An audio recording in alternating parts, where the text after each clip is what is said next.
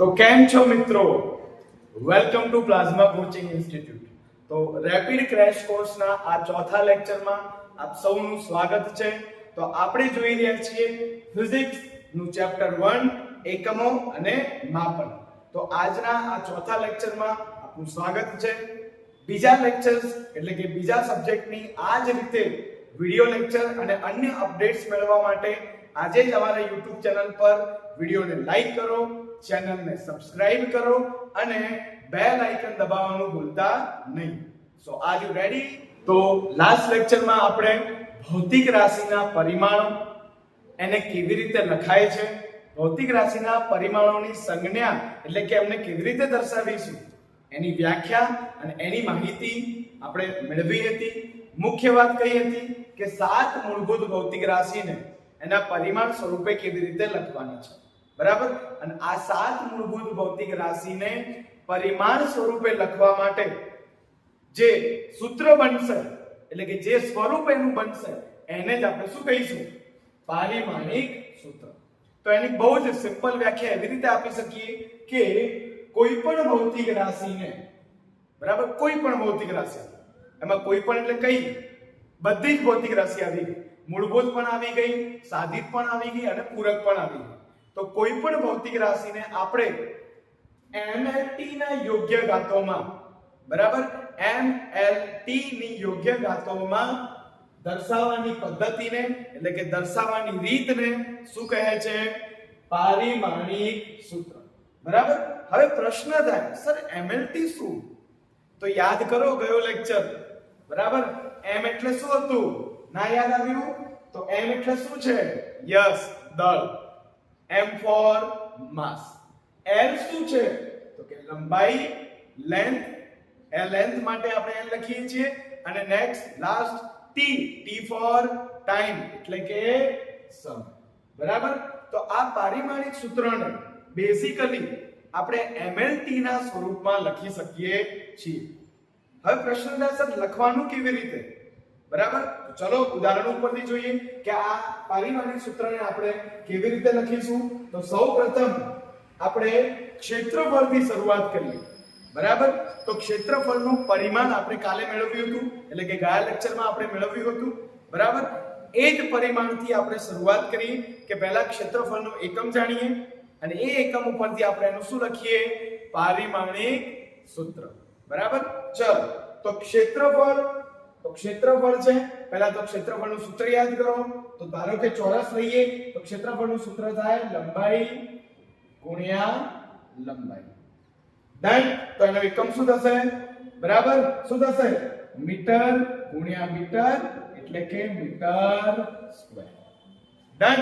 તો હવે પારિમાણિક સૂત્ર કેવી રીતે લખવાનું? બરાબર? અહીંયા કોણ છે? મીટર. મીટર એ કોનો ભૌતિક રાશિનો, કઈ ભૌતિક રાશિનો એકમ છે? કઈ છે? યસ, લંબાઈ. બરાબર? લંબાઈને કેવી રીતે દર્શાવતા હતા? L1. બરાબર? તો બ્રેકેટ કરો, બ્રેકેટમાં L લખો અને L ની ઉપર ઘાત કરો 2. બરાબર? હવે આને બીજી એક રીતે પણ લખી શકાય. તમે કહેશો સર તમે વ્યાખ્યા તો એવું લખ્યું છે કે ભાઈ MLT ની યોગ્ય ઘાતોમાં, રાઈટ? તો ચલો એવી રીતે પણ લખી દઈએ. તો આને આવી રીતે પણ લખાય. શું આમાં દળ છે? ના, દળ નથી. તો આપણે બ્રેકેટ કરીએ, m લખીએ અને m ની ઘાત કેટલી બતાવીએ? 0, કેમ કે દળ છે નહીં. રાઈટ? પછી આપણે લખીશું લંબાઈ, રાઈટ? એટલે કે લેન્થ. લંબાઈનો એકમ કેટલો મેળવ્યો હતો? મીટર સ્ક્વેર અને એનું પરિમાણ 2 ઘાત. તો અહીંયા કેટલી વડે દર્શાવીશું? 2. અને નેક્સ્ટ શું છે? લાસ્ટમાં શું છે? સમય. અને સમય છે કોઈ? ના, સમયની 0. ડન? તો આને આવી રીતે બોલાય m0 l2 t0. બરાબર? m0 l ની 2 ઘાત t0 એટલે કે t ની 0 ઘાત. ડન? ખ્યાલ આવ્યો? તો આના ઉપરથી હવે ચલો યાદ કરો પરિમાણ કેવી રીતે લખતા હતા. તો ખ્યાલ આવ્યો કેવી રીતે ક્ષેત્રફળને લખવાનું? m0 l2 t0. ડન? ચલો હવે નેક્સ્ટ ભૌતિક રાશિ જોઈએ. નેક્સ્ટ છે કદ. કદ એટલે શું? તો ધારો કે મારી પાસે કોઈ સમઘન છે અથવા ઘન છે. બરાબર? એ ઘનમાં લંબાઈ હોય, પહોળાઈ હોય અને શું હોય? ઊંચાઈ. તો કદનું સૂત્ર શું થાય એ ઘન માટે? તો કદનું સૂત્ર થાય લંબાઈ ગુણ્યા પહોળાઈ ગુણ્યા ઊંચાઈ. રાઈટ, સંજ્ઞામાં તમે કેવી રીતે દર્શાવો છો? રાઈટ, કદ એટલે v is equal to l b h. Right, l into b into h. તો અહીંયા એકમ શું થશે? હવે હું ડાયરેક્ટ લખવા જઈ રહ્યો છું, બરાબર? તમને ખ્યાલ આવશે? ડન. ચલો, તો લંબાઈ ગુણ્યા પહોળાઈ ગુણ્યા ઊંચાઈ, મીટર ગુણ્યા મીટર એટલે કેટલા થયા? મીટરનો ઘન. ડન. તો હવે એનો પારિમાણિક સૂત્ર બોલો, શું થશે? તો કે m0 l⁻³ t0. ડન. કેમ m0 અને t0? કેમ કે કદમાં દળ તો છે જ નહીં, સમય પણ નથી, તો એમના પરિમાણ કેટલા થઈ ગયા? 0. બરાબર, માત્ર કોણ છે? લંબાઈ. અને લંબાઈનું પરિમાણ કેટલું થયું? 3. બરાબર, તો પ્રશ્ન પૂછે કે કદમાં લંબાઈનું પરિમાણ કેટલું? 3. કદમાં દળનું પરિમાણ કેટલું? 0. કદમાં સમયનું પરિમાણ 0.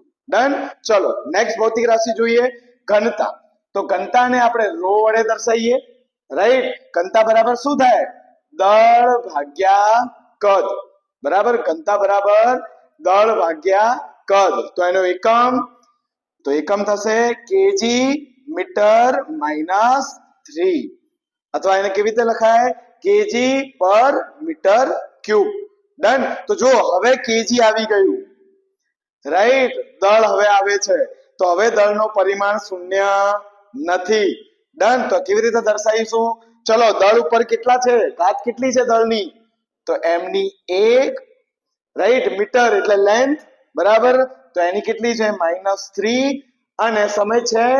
ના, સમય તો નથી, તો t⁻0. તો m1 l-3 t⁻0. તો કોઈ પૂછે કે ઘનતાનું પારિમાણિક સૂત્ર કયું? તો m1 l⁻³ t⁻0. ડન. ચલો નેક્સ્ટ જોઈએ. તો નેક્સ્ટ છે ઝડપ વેગ, બંને આપણે સાથે લઈ લઈએ. બરાબર, તો તમને ખબર છે આપણે જો કે હવે નેક્સ્ટ લેક્ચરમાં ભણવાના છે, એટલે કે નેક્સ્ટ ચેપ્ટરમાં આપણે ભણીશું, પણ તમે ધોરણ 9 માં ભણી ચૂક્યા છો. કયું ચેપ્ટર યાદ કરો? ગતિ. રાઈટ, ગતિ ચેપ્ટરમાં તમે ઝડપ અને વેગની માહિતી મેળવી ચૂક્યા છો. ઝડપ અને વેગ એટલે શું થાય? તો કે અંતર ભાગ્યા સમય. રાઈટ, અંતરનો એકમ મીટર, સમયનો એકમ ભાગ્યા સેકન્ડ, તો મીટર પ્રતિ સેકન્ડ. એને તમે કેવી રીતે લખી શકો? એને તમે આવી રીતે પણ લખી શકો, મીટર સેકન્ડની -1. રાઈટ, જો હવે સમય એન્ટર થયો, રાઈટ, અહીંયા દળ નથી, મીટર છે, એટલે કે લંબાઈનો એકમ આપેલો છે. રાઈટ, તો શું લખીશું એનું પારિમાણિક સૂત્ર? m0 l1 t⁻1. રાઈટ, લંબાઈનો પરિમાણ 1, સમયનો પરિમાણ -1. રાઈટ, જો અહીંયા -1 આવે છે. બરાબર, તો શું થયું? ઝડપ અને વેગનું m0 l1 t-1. ડન. અને લાસ્ટ જોઈએ પ્રવેગ. તો પ્રવેગનો પણ તમને સૂત્ર ખબર છે. શું થાય પ્રવેગ? એટલે એકમ સમયમાં વેગમાં થતો ફેરફાર. રાઈટ, તો સૂત્ર શું છે? પ્રવેગ બરાબર વેગ ભાગ્યા સમય. ડન. તો વેગનો એકમ ઓલરેડી ઉપર લખેલો જ છે. બરાબર, તો શું થશે આનો એકમ? Metre second -2.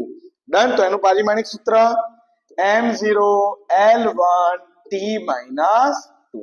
તો જ્યાં પણ m0 l1 t-2 લખેલું હોય એટલે મોટા ભાગના એ જગ્યાએ કઈ ભૌતિક રાશિ હશે? કઈ હશે? તો પ્રવેગ. ડન. ચલો, આવી બીજી એક 5-6 ભૌતિક રાશિઓના આપણે પારિમાણિક સૂત્ર જોઈ લઈએ ફટાફટ. બરાબર, ચલો તો નેક્સ્ટ જોઈએ. નેક્સ્ટ છે વેગમાન. બરાબર, ફટાફટ એનું સૂત્ર યાદ કરીએ, એનો એકમ લખીએ અને એનું પારિમાણિક સૂત્ર લખીએ. બરાબર, તમે પણ નોટ પેન લઈને રેડી થઈ જજો. બરાબર, તમે વચ્ચે વચ્ચે જ્યાં પણ તમને લાગતું હોય તો ત્યાં તમે વિડીયોને પોઝ કરીને તમે જાતે પણ પ્રયત્ન કરી શકો છો. બરાબર, ચલો તો વેગમાન છે. વેગમાનને આપણે કેવી રીતે લખીએ? યાદ કરો, ધોરણ 9 ફરીથી બળ અને ગતિના નિયમો યાદ આવ્યું ચેપ્ટર? બરાબર, તો વેગમાન બરાબર p બરાબર શું થાય? વી, રાઈટ? તો એકમ શું થશે? એમ એટલે દળ, તો દળનો એકમ કેજી. વેગ એટલે મીટર પ્રતિ સેકન્ડ, તો મીટર પ્રતિ સેકન્ડ. તો એનું પારિમાણિક સૂત્ર યસ બોલી જાઓ, m1 l1 t - 1. ડન. ચલો નેક્સ્ટ જોઈએ બળ, રાઈટ? બધાની જ ફેમસ ભૌતિક રાશિ, બધાને બળ તો ગમે જ, બરાબર, અને યાદ હોય જ. કેમ? માં યાદ હોય એટલે બળ પણ યાદ રહી જાય, રાઈટ? શું છે બળનું સૂત્ર? તો કે F બરાબર માં, એટલે કે F બરાબર ma, બરાબર? F બરાબર શું છે? ma. જ્યાં m શું છે? દળ, અને a પ્રવેગ, બરાબર? તો ચલો દળ એટલે કેજી, પ્રવેગ એટલે મીટર સેકન્ડ -2. તો એનો એકમ શું? રાઈટ? K G metre second -2. અને તમને યાદ છે આ એકમને આપણે MKS એકમ કહેતા હતા, અને આ જ બળનો SI એકમ કયો છે? યાદ કરો, કયો છે? યસ, ન્યૂટન, બરાબર? તો એને આપણે કેપિટલ N વડે પણ દર્શાવીએ છીએ. તો બળનો SI એકમ થશે ન્યૂટન, અને સાદો એકમ અથવા MKS એકમ શું થશે? K G metre second -2. ડન. ચલો પારિમાણિક સૂત્ર લખી દઈએ ફટાફટ. તો કેજી એક વાર છે તો m1, મીટર એક વાર છે તો l1, અને સેકન્ડ સમય કેટલી વાર છે? -2. ડન. તો આ થઈ ગયો બળનો એકમ. ચલો કાર્ય, કાર્ય શું હતું? W બરાબર F * D, એટલે કે બળ ગુણ્યા સ્થાનાંતર. ડન. ચલો તો લખી દઈએ. બળનો એકમ શું છે? ઉપર જ લખેલો છે, રાઈટ? તમે આને આવી રીતે પણ લખી શકો છો, ન્યૂટન મીટર, અથવા પારિમાણિક સૂત્ર મેળવવા માટે આપણે શું એકમ લખીએ છીએ? કયો એકમ લખીએ છીએ? MKS એકમ. ડન. તો ચલો કેજી, જો મીટર 2 વાર આવ્યું, મીટર કેટલી વાર આવ્યું? 2 વાર, તો મીટરની કેટલી ઘાત થશે? 2 વાર, સેકન્ડ -2. તો પારિમાણિક સૂત્ર શું લખાય છે? m1 l2 t -2. એક વધારાની માહિતી પણ તમે ધ્યાન રાખો, કાર્ય એનો SI એકમ શું હતો?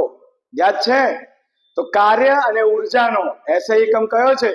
Joule, right? તો તમે આ એકમને તમે કેવી રીતે લખી શકો છો? હું નીચે જ લખું છું.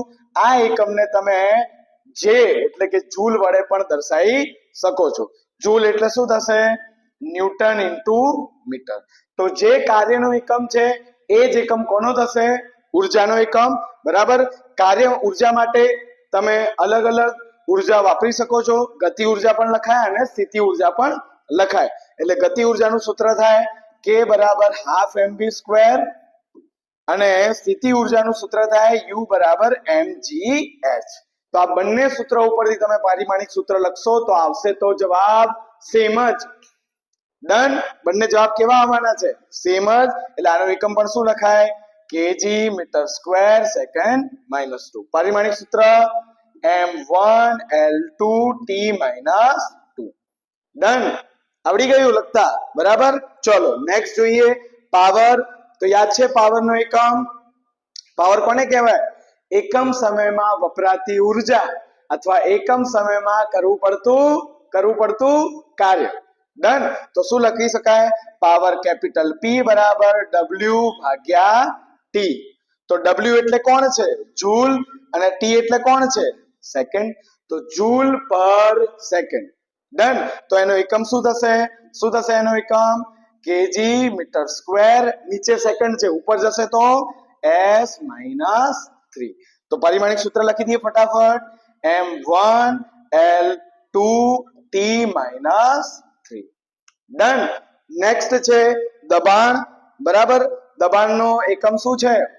તો દબાણનો એકમ લખવા માટે પહેલા શું આવડવું જોઈએ? શું આવડવું જોઈએ? સૂત્ર. શું છે દબાણનું સૂત્ર? રાઈટ? તો દબાણ F બરાબર કે P બરાબર, F બરાબર તો શું છે? બળ. તો દબાણ P બરાબર આપણે શું લખીએ છીએ? દબાણ P બરાબર બળ ભાગ્યા ક્ષેત્રફળ, બરાબર? દબાણ બરાબર શું થાય? બળ ભાગ્યા ક્ષેત્રફળ. તો એનો એકમ લખી દઈએ. ઉપર છે બળ, રાઈટ? તો બળનો એકમ આપણે હમણાં જ લખ્યો. ક્યાં છે બળનો એકમ? આ રહ્યો. અને નીચે છે ક્ષેત્રફળ. તો શું લખાય? કેજી મીટર સેકન્ડ -2 ભાગ્યા મીટર સ્ક્વેર. તો આ ઉપર જશે શું થશે? K G metre -1 second -2. ડન. તો લખી દઈએ પારિમાણિક સૂત્ર m1 l -1 t -2. ડન. તો આ થઈ ગયો દબાણનો પારિમાણિક સૂત્ર. અને લાસ્ટ છે કાર્યક્ષમતા. આ કાર્યક્ષમતા વિશે તમે 11મા ધોરણમાં થર્મોડાયનેમિક્સ નું ચેપ્ટર એટલે ઉષ્માગતિશાસ્ત્ર ચેપ્ટર જ્યારે ભણશો ત્યારે કાર્નોટ એન્જિન આવશે, ત્યારે આપણે આના વિશે માહિતી મેળવીશું. પણ અત્યારે તમે યાદ રાખો, કાર્યક્ષમતાનું સૂત્ર થાય છે, રાઈટ, કાર્યક્ષમતા એટલે કે આઉટપુટ પાવર ભાગ્યા ઇનપુટ પાવર. રાઈટ. હવે તમને પ્રશ્ન થાય, સર બંને જગ્યાએ પાવર છે, ઉપર પણ પાવર અને નીચે પણ પાવર, રાઈટ. તો આ જે પરિમાણ, આ જે કાર્યક્ષમતા છે એ કેવી રાશિ છે? એકમ રહિત. એને એકમ જ નથી, બરાબર. તો આ કેવી રાશિ છે? એકમ રહિત. ડન. તો એનું પારિમાણિક સૂત્ર શું થશે? યાદ રાખો, જ્યાં પણ કોઈ પણ ભૌતિક રાશિ એકમ રહિત હોય તો એનું પારિમાણિક સૂત્ર શું થશે? m0 l0 t0. બધા જ પરિમાણ, બધી જ મૂળભૂત ભૌતિક રાશિ એના પરિમાણ કેટલા થશે? 0 0. બરાબર. તો આવી ભૌતિક રાશિને શું કહેવાય છે? શું કહેવાય છે? પરિમાણ રહિત. બરાબર. તો આવી ભૌતિક રાશિને શું કહેવાય છે? પરિમાણ રહિત. ખૂણો, ખૂણો એ સંખ્યા છે, તો સંખ્યા પણ શું કહેવાય છે? પરિમાણ રહિત. sin થીટા, cos થીટા, આ બધું શું છે? ત્રિકોણમિતીય વિધેયો છે. તો ત્રિકોણમિતીય વિધેયોના પરિમાણિક સૂત્ર અથવા પરિમાણ શું હોય છે? m0 l0 t0. ડન. તો આ થયું આપણું પારિમાણિક સૂત્ર. હવે એના પછી એક નાનકડો ટોપિક જે આપણે આના સાથે જ લઈ રહ્યા છીએ, પારિમાણિક સમીકરણ. તો જે રીતે તમે પારિમાણિક સૂત્ર લખ્યા છે એ જ રીતે કોઈ પણ ભૌતિક રાશિનું પારિમાણિક સમીકરણ લખવું હોય તો તે ભૌતિક રાશિના પારિમાણિક સમીકરણ લખવા માટે તે ભૌતિક રાશિની સંજ્ઞાને તમે ફરીથી સ્ક્વેર બ્રેકેટમાં લખી દો અને તેને કોના સાથે સરખાવી દો? એના પારિમાણિક સૂત્રથી. ડન. તો ચલો જોઈ લઈએ ફટાફટ. તો નેક્સ્ટ છે પારિમાણિક સમીકરણ. બરાબર. તો પારિમાણિક સમીકરણની વ્યાખ્યા બહુ જ સિમ્પલ છે, રાઈટ. પારિમાણિક સમીકરણ એટલે કોઈ પણ ભૌતિક રાશિની સંજ્ઞાને, બરાબર, જે ભૌતિક રાશિ તમને આપેલી હશે તે ભૌતિક રાશિની સંજ્ઞાને આપણે શેમાં મૂકવાની? સ્ક્વેર બ્રેકેટમાં. એ મૂકીને તેના પારિમાણિક સૂત્ર સાથે શું કરવાનું? લખવાતું અથવા એના સ્વરૂપમાં દર્શાવવાથી આપણને જે મળે છે, જે સ્વરૂપ મળે છે એને આપણે શું કહીશું? પારિમાણિક સમીકરણ. ડન. તો એને શું કહેવાય? આ સ્વરૂપને પારિમાણિક સમીકરણ કહેવાશે. ચલો એના પણ ઉદાહરણો જોઈ લઈએ ફટાફટ. તો પહેલું ઉદાહરણ લઈએ, કદ. તો તમને આગળ જોયું કદ, કદને કેવી રીતે દર્શાવવામાં આવે? v. તો v બરાબર શું થાય? કદ v બરાબર l * b * h. ડન. તો એનું પારિમાણિક સૂત્ર શું હતું? યાદ કરો. તો પારિમાણિક સૂત્ર હતું m0 l શું હતું? l3 બરાબર t0. ડન. તો એનું પારિમાણિક સૂત્ર હતું m0 l3 t0. તો પારિમાણિક સમીકરણ કેવી રીતે લખાશે? તો બ્રેકેટ બનાવો, કેપિટલ V કરો અને લખો m0 l3 t0. ડન. તો આ થઈ ગયું કદનું, શું થયું? કદનું પારિમાણિક સમીકરણ. ડન. ચલો નેક્સ્ટ જોઈએ આપણે. કોનું જોઈશું? વેગનું. તો તમને વેગનું સૂત્ર યાદ હશે. વેગ બરાબર શું થાય?